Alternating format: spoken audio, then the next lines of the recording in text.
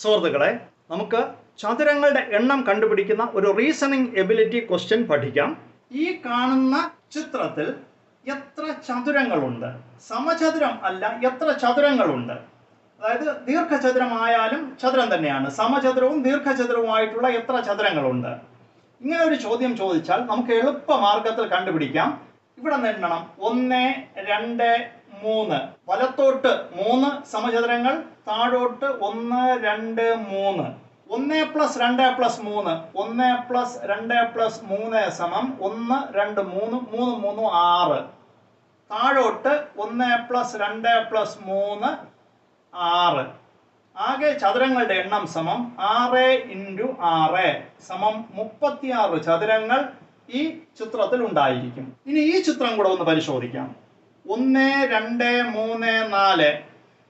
1, 2, 3, 4.